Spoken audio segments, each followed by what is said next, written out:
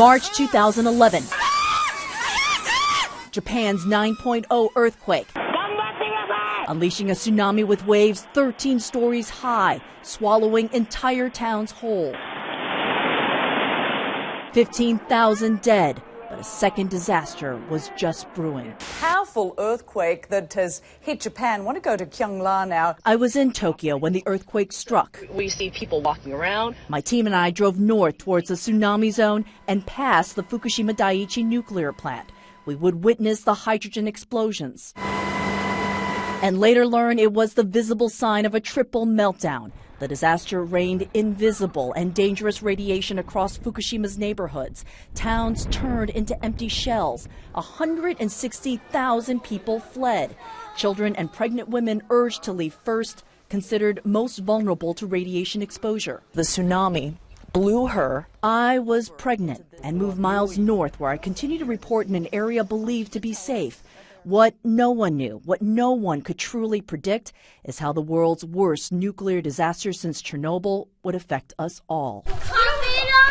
It's been nearly 3 years since the disaster. In Fukushima Prefecture, Ruri Sasaki has brought her children back home, where her husband is the town monk. They live 30 miles away from the crippled plant that even today still struggles with ongoing leaks of contaminated water. Sasaki makes daily sweeps with her handheld radiation detector at her home daycare and limits how long her children play outside. The government has decontaminated the home several times and now monitors it with this giant device. The machine indicates radiation levels today are safe. When it comes to what they eat and drink, always the fear of the what if. Sasaki tries to test their food when she can, but testing takes too long to keep up with the needs of her 5 children. We worry about every breath, she says. My day is filled with anxiety. I can't enjoy raising my children. So many things have changed because of the accident. Everything in Fukushima has changed. Crews are digging, bagging, and hauling away contaminated earth. 142,000 people remain evacuees across the region. Children in the early days wore dosimeters to measure radiation intake and masks to limit radiation exposure from the air. The children of Fukushima are also being carefully watched. Before the triple meltdown, health authorities estimated 1 or 2 in a million children would be diagnosed with thyroid cancer. The government has screened 216,000 Fukushima children. So far, 44 have been diagnosed or suspected of having thyroid cancer. But the government has kept the details secret. It normally takes more than 5 years for thyroid cancer symptoms to show after exposure. It's only been 3 since the disaster. Still, some experts say the unexpected high rate may simply be that doctors are looking. But many parents of Fukushima blame the nuclear accident. The Sasakis have tested their children. They're fine so far. Emphasis on so far.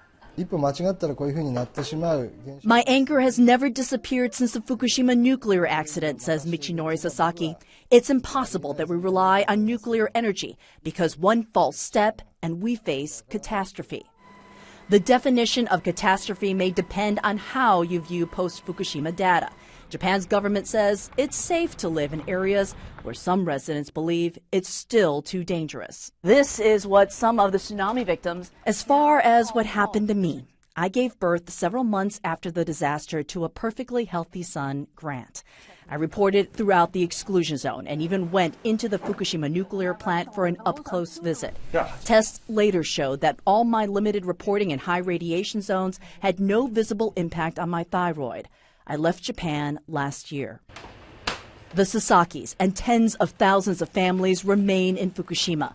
We have 2 choices, they say: leave or choose to live the only way we know how. Kyungla, CNN, Los Angeles.